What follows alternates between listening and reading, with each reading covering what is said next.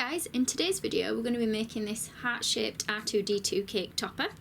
So for this I'm going to use some Renshaw's modelling paste just so that it sets really hard. I'm going to roll it out, keeping it reasonably thick, and I'm just going to push my cutter against the top of it, just making a light impression at first. And what I'm going to do is around that impression of the heart, I'm just going to press it so that I get a bit more of a curved edge. So then I'm going to put the heart cutter back over and I'm going to push that down. And again, I'm just going to round off these edges a little bit more. So for my topper, because I'm going to stick it in the top of a cake, I'm going to just put some little cocktail sticks in the bottom. You can use a cake pop stick if you prefer. So I'm just going to neaten off the edges just by gently rubbing with my finger, getting rid of any untidy bits. So I've just dyed some blue, rolled it out nice and thin, and we're just going to cut a circle. It's not quite a full circle, but it's fine because we only need one little edge from it. And I'm going to use my heart, because we're going to put this curved bit against the top of our heart. So I'm going to take a slightly smaller circle cutter now and just cut off the very top of the heart. And again, I'll just put it against my heart shape to check for size, check it still fits. And now what I'm going to do is cut it into segments. So I'm going to put it on the heart so I can just tell whereabouts it's going to sit, and I'll work out while it's on there where I want the other lines to go. And I'm just putting a slight indentation on. Then I'll take it off to actually cut. So once they're cut, we can stick them on in place. I'm just using a little bit of water on the back of each one. You can use edible glue if you prefer. So we're going to take a bit more blue now. Again, rolled out nice and thin. So I'm going to cut out a little square for his eye. Now it's a bit big, so I'll have to trim that down a little bit more. It's not quite a square, it has got one side that comes off at an angle a little bit. And also I've taken a little square from the corner as well. Bit of water on the back, and we'll stick that on.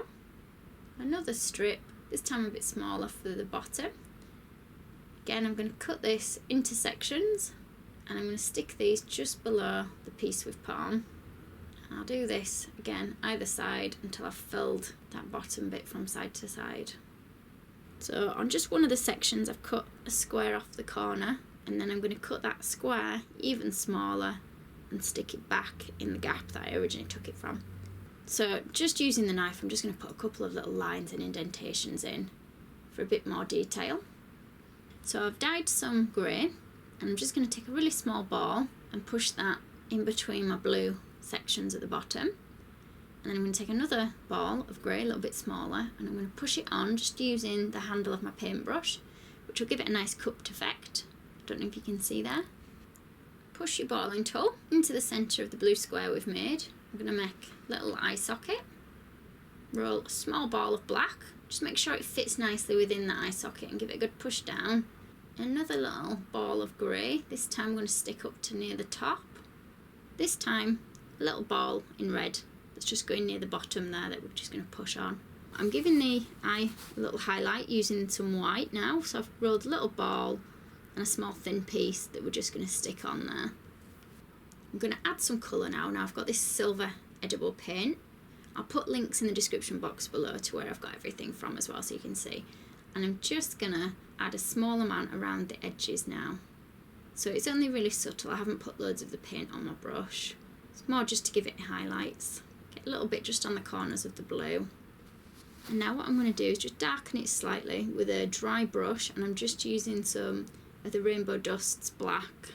Not too much on, you can't really see it too well, I don't think, on the camera. But I've just darkened just around the edges. Just go as dark as you like with it, and keep in mind fairly light. There it is finished, and I'll put up a picture of him on the cake that I made as well. I hope you enjoyed the video. Please do check out my other videos. Thanks for watching. If you liked this video and would like to see more, please click on the images of the other videos suggested. Also, please do subscribe to my channel using the button at the bottom right hand corner of the screen. You can also visit my cake website and my Facebook page to see more cakes and ideas.